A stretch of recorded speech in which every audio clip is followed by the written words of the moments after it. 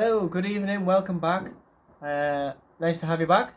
Tonight I am going to be starting the service on my 1999 Mercedes C-Class. Starting it tonight, probably going to finish it tomorrow. There's no massive rush to get it all done. We'll be doing a full service. This is the first service I'll be doing since I've owned the car. It's been about 10,000 miles since the oil was last changed. But as a preventative measure, I'm going to be doing all the filters: air filter, oil filter, cabin filter, fuel filter, spark plugs, engine oil. And in the coming weeks I'm going to also service the gearbox. Before we get cracking, I want to show you the bits that I've got and talk a little bit about the engine. I get quite nerdy sometimes when it comes to engine design and spec of the car, and this engine tickles me inside, and I just want to explain a bit about it and how advanced it was for the time. So if you're interested, stick around. Let's get at it. Okay, here we are. Here's all the service parts I'm going to be using. I've gone for some more premium brands. They are slightly more expensive than some of the cheaper ones, but I felt the car deserves it. I don't know when the rest of these filters were changed, so I thought I'll go for the best I can afford, and then we know if we have any problems later down the road that it's not due to inferior parts. So we've got oil filter, fuel filter, air filter, cabin filter, oil. The car actually takes 8 litres of oil. I've got 10 here because it was actually cheaper to buy 2 5s than it was to buy a 5 and 3 singles. So I'll have a little bit left over. It's always handy to have some for topping up. We're also going to be changing the spark plugs. You'll notice there is quite a lot of spark plugs there. The car is a 2.8 V6 petrol, and here we have 12 spark plugs. Don't worry, the parts company hasn't made an error and sold me too many. That is the right number of spark plugs, because each cylinder has 2 spark plugs, which sounds absolutely mental. But I'm going to explain a little bit about the engine and the engine design. You might not know this, I actually have a degree in motorsport engineering, and as part of my degree I had to study in great detail engine design, specifically piston design, valve location, valve angle, valve size, spark plug location, and that bleeds heavily into why this engine has so many spark plugs. So, a bit of background. This engine, M112, is a 6-cylinder, and it is very closely related to the M113, which is the V8 version. It was released in 1997 and was to replace the earlier 2.8 6-cylinder inline 6, straight 6. When this engine was released, it was available in the C-Class and the E-Class, and it is all aluminium, 25% lighter than the straight 6, and it was a world first pioneering engine, as it was built with alloy liners. So the cylinder liner, where the actual cylinder goes up, there's a liner pressed into the block, rather than the block actually being machined for the piston itself. So there's a liner that goes in between the block and the piston. They are made out of alloy, super low friction, which was the world first. Also, traditionally on an engine, especially of this size, you'd have 2 inlet valves and 2 exhaust valves. This engine doesn't have that. It has 2 inlet valves and 1 exhaust valve. It's called 3-valve technology. And what they've done there is they've got rid of a exhaust valve, and in the space of the exhaust valve they have actually added a second spark plug in each cylinder, which they call dual ignition. The reasoning for this was, with the exhaust valve removed, there is less heat loss through the exhaust system. So instead of 2 ports supping away heat, you've only got 1 port in the head taking away the heat. So you can reduce the amount of heat losses, which in turn helps efficiency. And by putting a second spark plug in, the flame path, as the pistons are quite wide, if you had 1 spark plug, the flame's got to travel quite a distance. If you've got 2 spark plugs, the distance the flame has to travel is greatly reduced, which means you can control the burn much easier. And if you can control the burn much easier, you can reduce emissions and increase efficiency.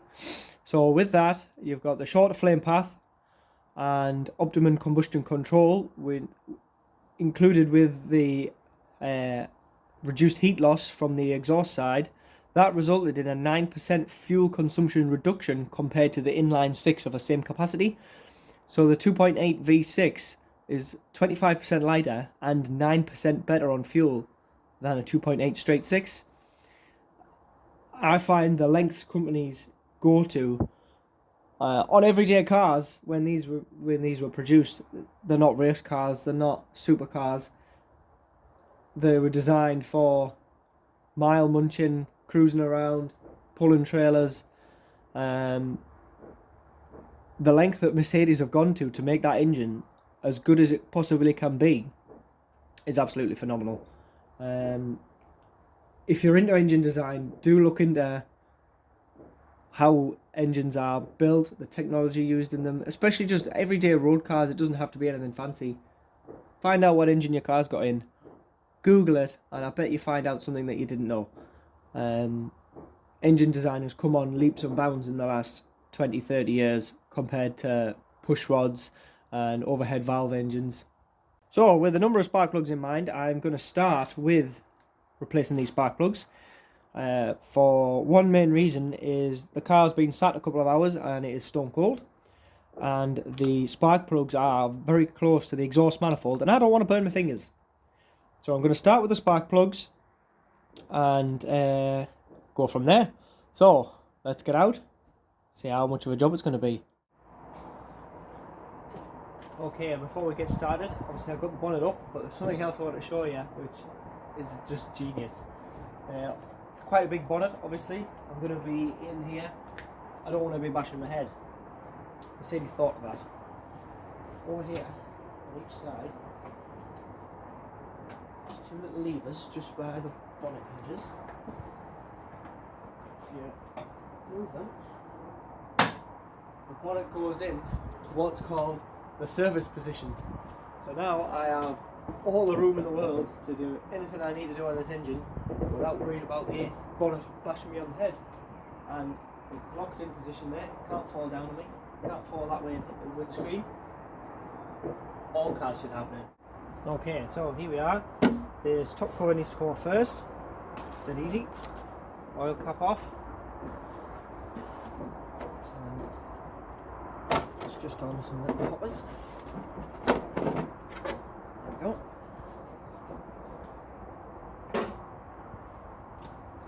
Put that back on so I don't lose anything down there. Right, there we can see the raw naked engine. So these here are the ignition coils. They sit on the top, and there is 2 leads per coil that go down to each spark plug. Obviously it's 3 this side, 3 this side. I'm going to start with this side just because it looks a little bit easier. On this side obviously I've got some pipe work to take off. We'll start on this side. I don't know if I need the coil packs off or if I can get away with leaving them on. We'll have to see. We're going to wing it, see what happens as we go. Okay, so I've just had a quick look, I've had my head in. I've decided I'm going to take the coils out just because it'll give us a bit more room to see what I'm doing. I don't want to be dropping any spark plugs or tools down here, because that'll be a right nightmare. So first off, I'm going to do them one at a time, just for the easiness really. Unplug it, just a little hook tool there, and in here is a torque screw.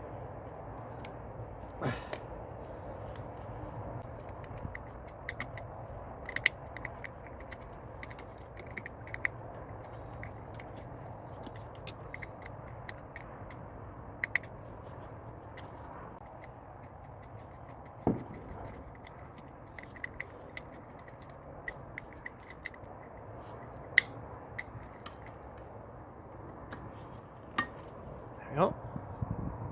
Little bolt. So now that coil pack is off. So we just need to disconnect the plug leads. There we go.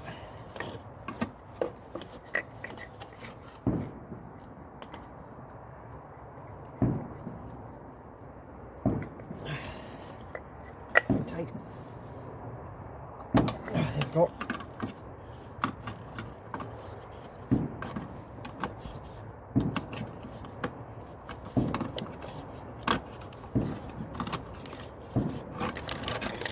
So there we go.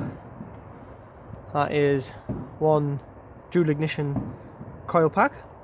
So that is one coil pack which actually has two individual coils in it, and that is for both plugs on one cylinder. So you can see there, two separate leads going to two separate plugs for one cylinder. So can you see that there? This is the socket and the little extension I've got on the spark plug.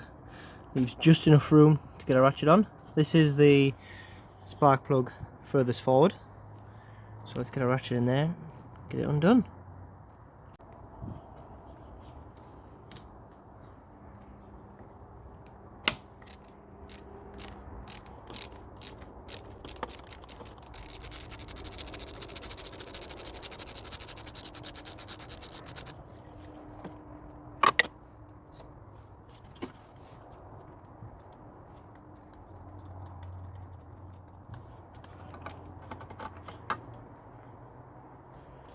There we go. First spark plug is out. Actually,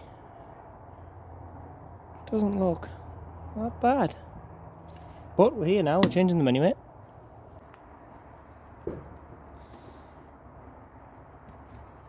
So, here we have the new one and the old one. Always check that you have the right plugs, right length, right size thread. Them ones are actually a little bit worn. If you can see the difference in the electrode, there's a much tighter gap on the new one. So changing these spark plugs was definitely the right decision. And these are actually, if you can see, don't think I can get it in the light for you. There you go, you can see it there. These are genuine Mercedes spark plugs. This car did spend a lot of its time at a Mercedes dealer, so I'm pretty confident they won't be original, but it's nice to see genuine parts being used. So when you're fitting spark plugs, make sure your electrode hasn't been bashed and they're not touching. Make sure your threads aren't damaged, and just look over the porcelain section here. Just make sure that it's not cracked, because that'll give you a nasty misfire. Back in.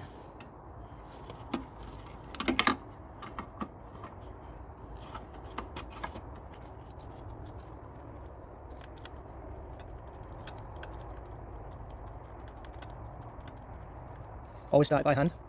Make sure that you've got threaded in properly. You don't want to be cross-threading spark plugs, because that is a world of pain.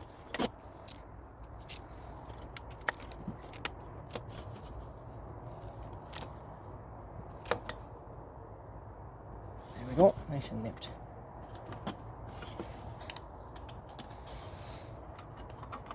So, 1 down, 11 left.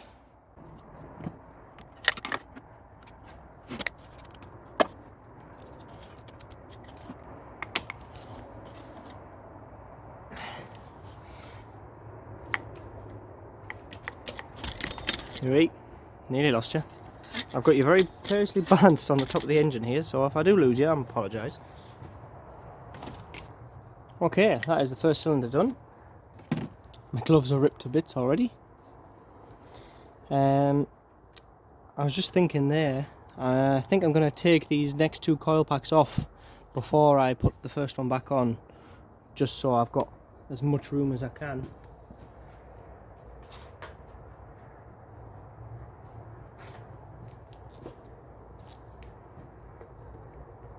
Doesn't quite fit down there, it's annoying.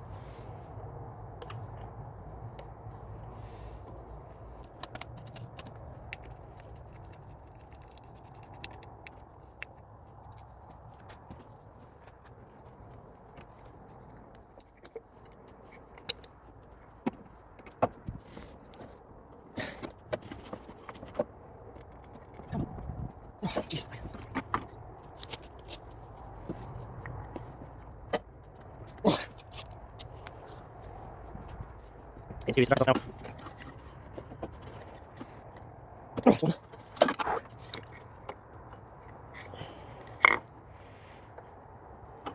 There we go. Whew. Second one.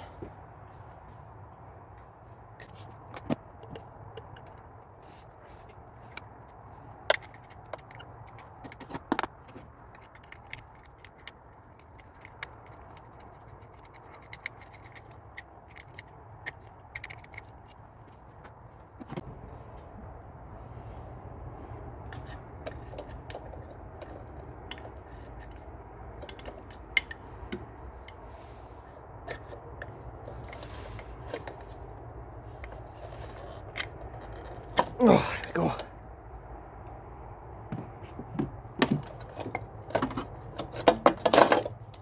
And the last one.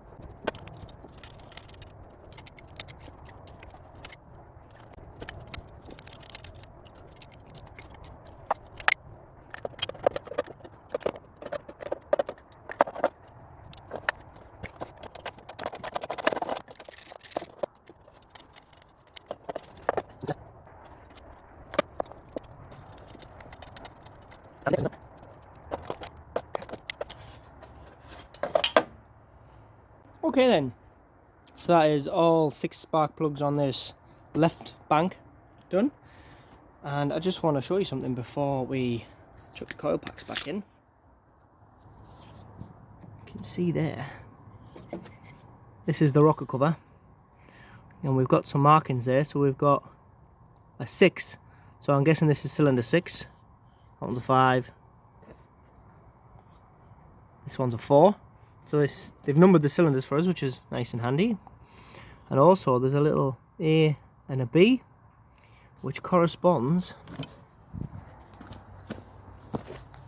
to the coil packs. If I can get the light to behave.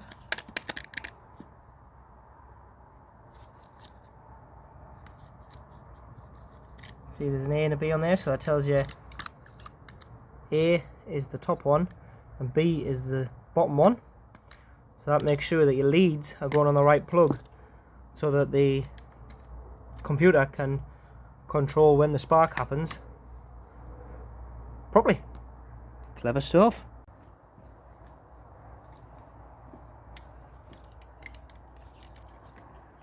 So B is the bottom coil and goes to the back.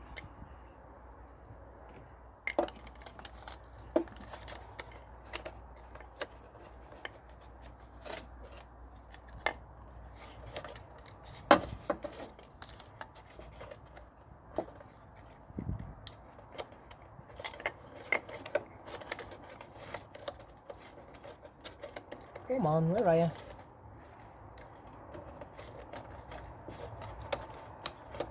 There we go.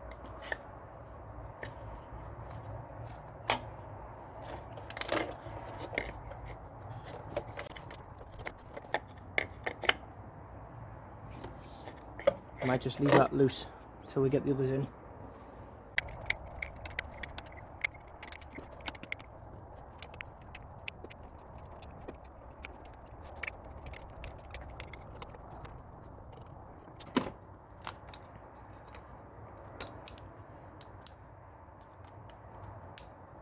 Right then, that's one side done. Changed half the spark plugs. Now I've got to move on to the other side. The other side's a bit more difficult because we've got this pipage in the way, but we need to change the air filter anyway, so it's not that. Okay, so I've got this side all stripped off. I've gone ahead and changed the plugs.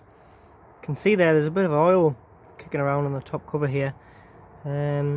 Not entirely sure where that's come from. I don't know if it's the rocker cover itself leaking from up the top and dripping down, or if it's this little breather section on the top that's leaking. That looks like a bit of sealer has come away there. I'll do some googling and find out what gaskets are where, and tackle this as another job another day. Okie dokie then, so we've got all the pipework back in, coils back in. Just going to change the air filter before we put the lid back on.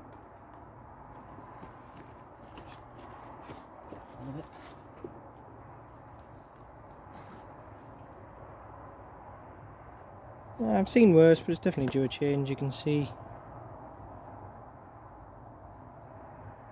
some of the dirt in there. It's definitely not going to hurt it changing it. There we go, airbox all back on.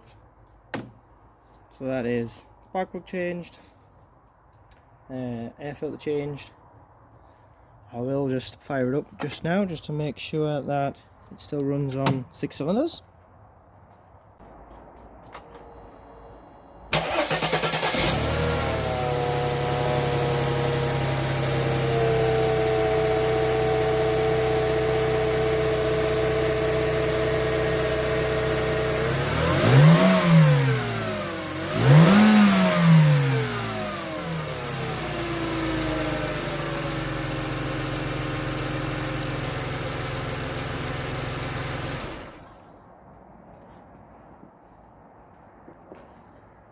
Beautiful.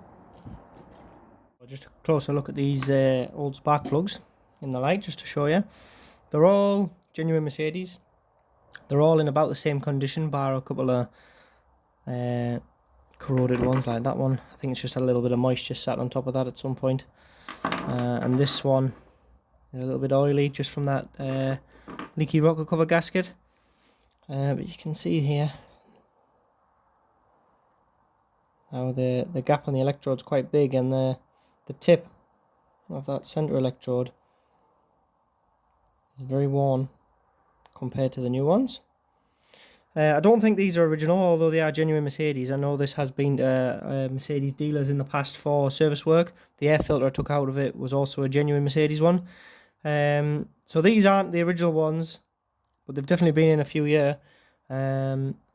Hopefully I'll be able to get a few more MPG, bit better performance out of the engine now they're changed. All 12 there.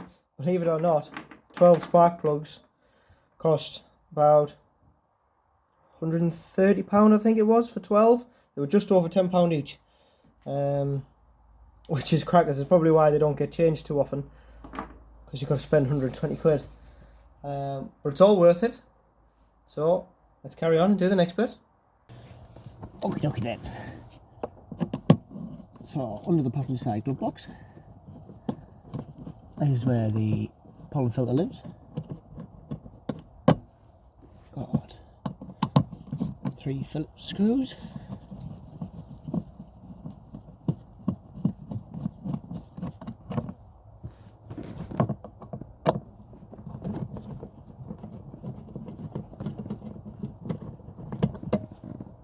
A little plastic one over there.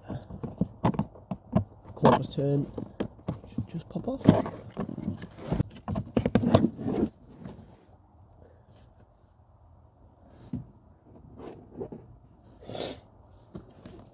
Alright then.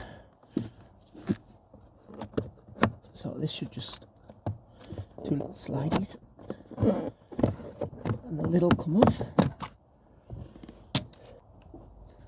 There's bits falling out already.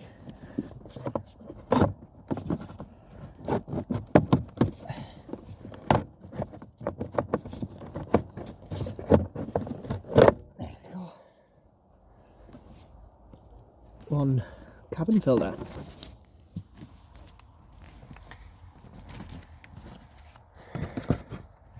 It goes just up in that gap there. See how full of bits it is. Definitely due a change.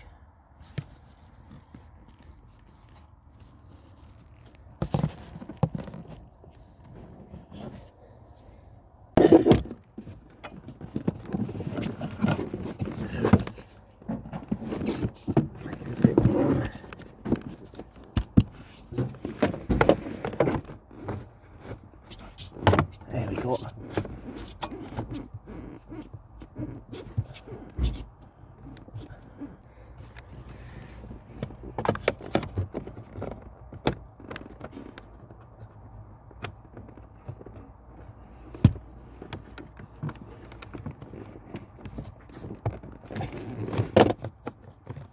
A bit fiddly on it yet, especially when the clips come off.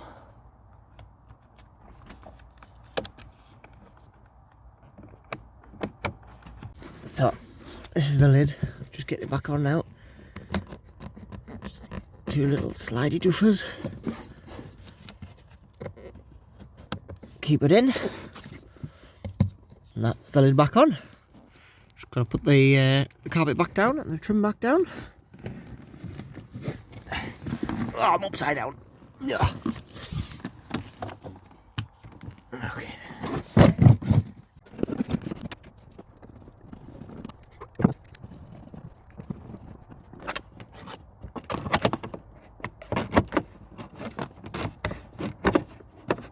There we go. That's it.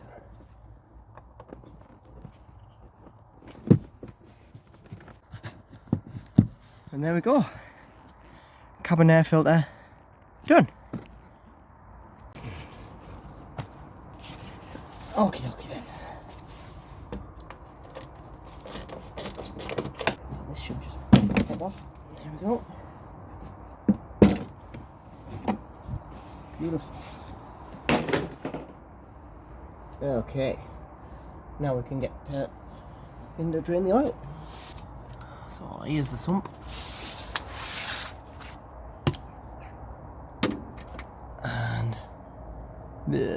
Here is the drain plug.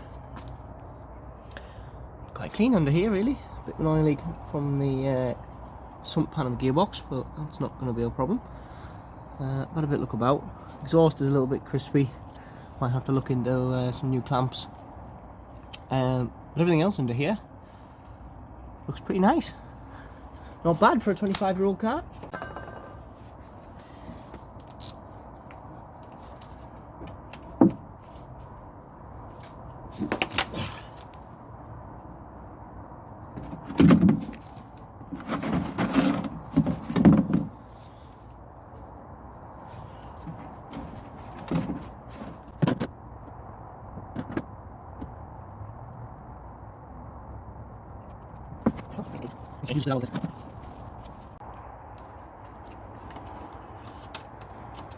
Okay, while the oil's draining, I'm going to go ahead and change the filter. So you need some of these special tools. I've borrowed some from a good friend of mine. This is the filter in here. You just get that little cup. Fits on there nice. And this should just crack off. Oh, look at that. Beautiful.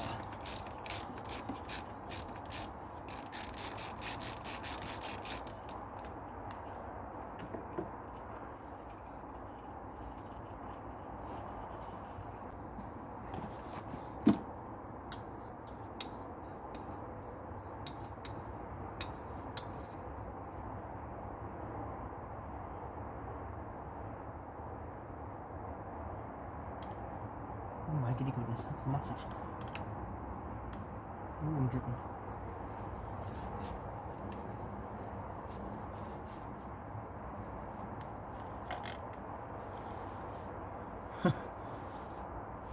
Don't think they could have got a bigger oil filter housing if they tried.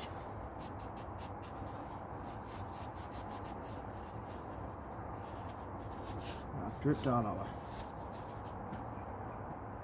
Right. Filter should just other off.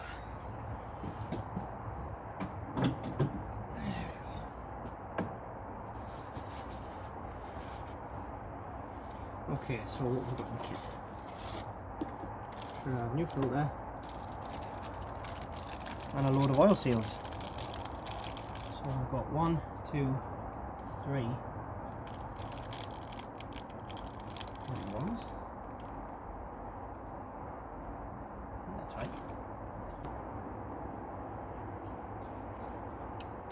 So I'm just gonna unhook these. Always change the seals when you change your filter.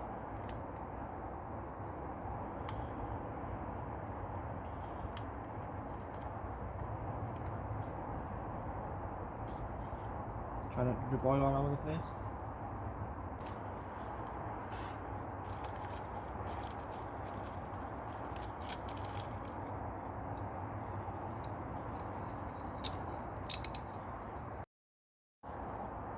Okie dokie then. So new seal, new filter even. Just pops in. That's it. Chuck that in.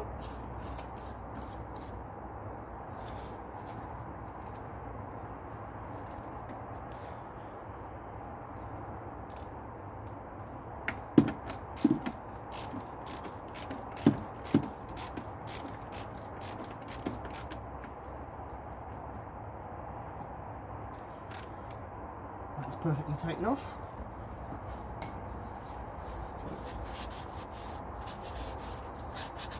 Clean all the mess I've made. Okay. Put it back in with a fresh washer.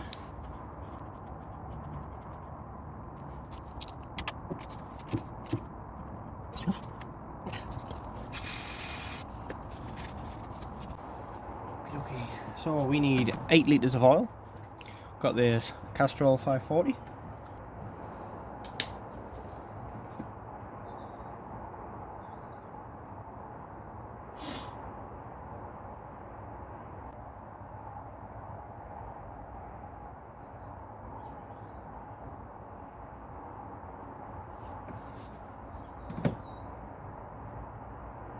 That's about 7 3/4 litres in there now.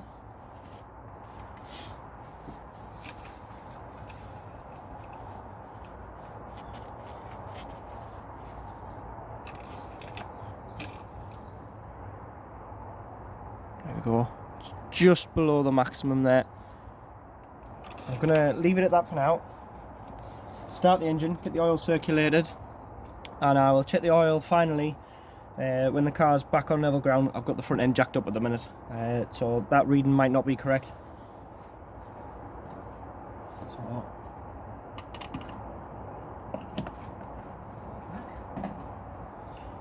cap on.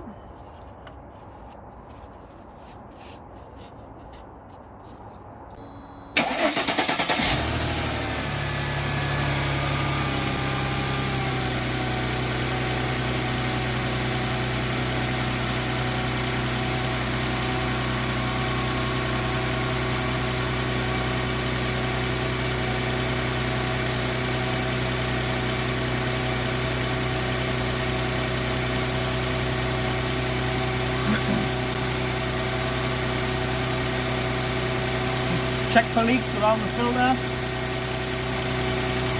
and also the subfloor.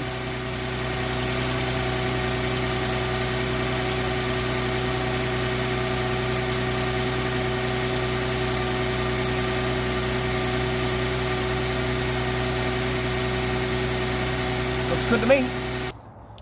Okie dokies, so that is the oil and filter changed. I will put the bottom cover on. Lower the front down and we can jack the back up and do the fuel filter. Okay, so we're under the back here, and under this little cover is the fuel filter. You can just see it poking out there. There we go.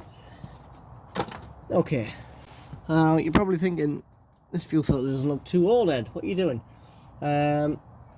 Now it isn't too old, because I actually changed this when I changed the fuel pump, when that failed not long after I bought the car. I think it was about May. This probably doesn't really need changed, but I'm going to do it anyway as a matter of course, and I know everything was changed at the same time. So there's actually 4 pipes on this filter. Don't ask me where to go because I don't know.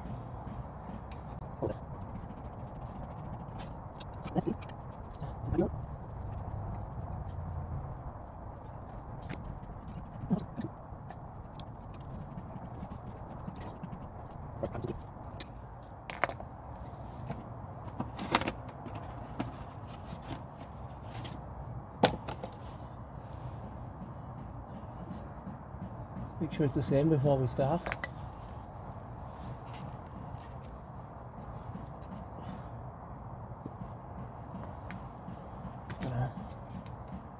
Use these bungs on the new filter, on the old filter, just to bung the holes to try and stop fuel going everywhere. There we go. And the last one with the Jubilee.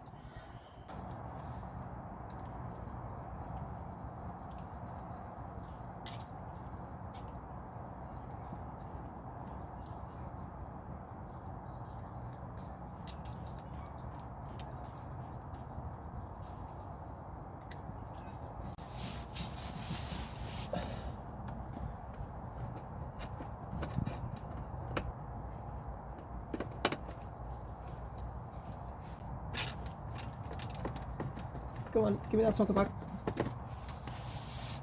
Brilliant.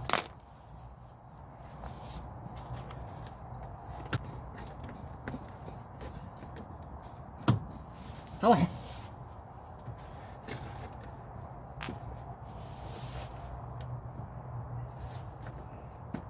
Okay, there we go. One fuel filter changed. Okay. Check the oil, make sure we're on the level.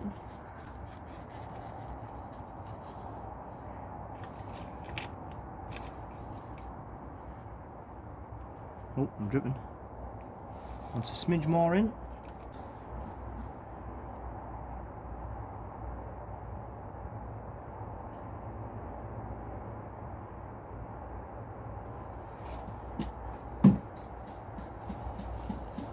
While that's going down, I'm going to top the screen wash up.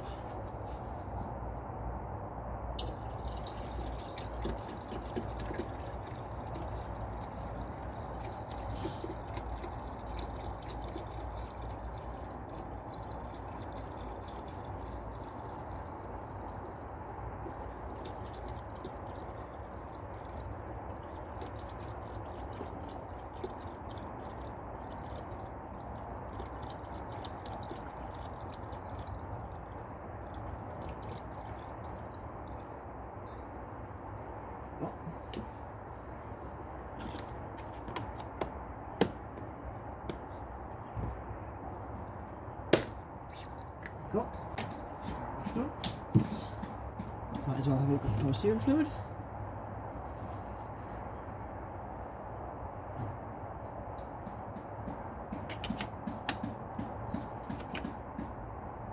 Bang on the maximum. And coolant's on the max as well. So check this oil on last time, hopefully.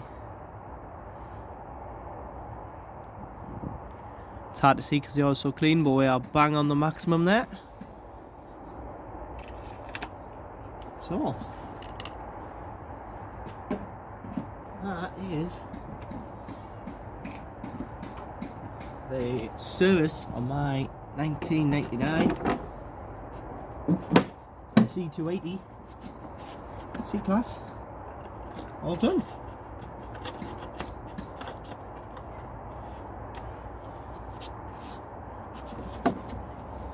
Sorted. So there we go. Service is all done on the big old beast. Good for another 10,000 miles hopefully. Join me next time where I will be doing a service on the automatic gearbox. Hopefully that doesn't get too messy. If you like the video, please do like, share, subscribe. So I'll catch you on the next one. Cheers.